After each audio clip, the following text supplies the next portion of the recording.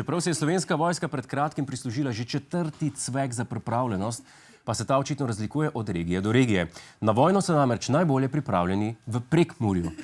Poglejmo zakaj. Okrašeni vozovi, glasba in spremstvo deklet so bile obvezne komponente nabora. V Beltincih je tako danes potekala že 15. tradicionalna rekrutacija. Ja, čeprav Slovenija ni v vojni, so v Beltincih pripravljeni. Gre namreč za drugi najbolj množičen nabor v severovzhodni Sloveniji po lanskem naboru Štajerske varde. Tako kot v Apačah je tudi v Beltincih šlo predvsem za druženje, katerega namen je izpraznitev zalog lanske letine. Edina razlika pa je, da so na tem naboru bile zaželene tudi ženske, vendar to ni že od nekdaj. Tokrat so dekleta spremljala fante, v preteklosti pa temu ni bilo tako. Samo te se povesi, peški šlo, ne z deklinami, samo regruti.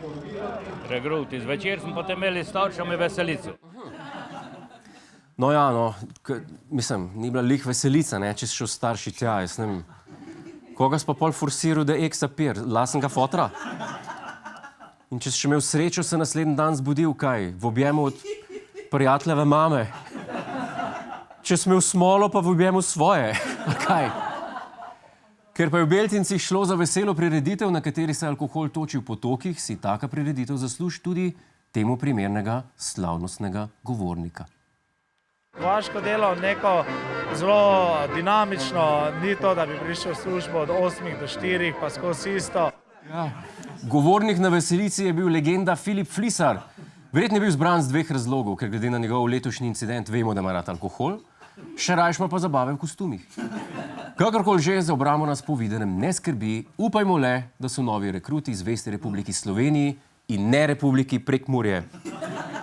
Zdaj pa slaba novica za vse, ki ste se v prihodnjih tednih nameravali odpraviti v Celovec. Zaradi zaprtega prelaza čez Ljubelj boste tja morali po avtocesti čez predor Karavanke, tako da vas bo obisk Ikeje ali pa erotične oaze stal 20 € več kot ponavad. Pismo pa like sem začel šparati. Dajmo pogledati, kaj je krivo za zaporo.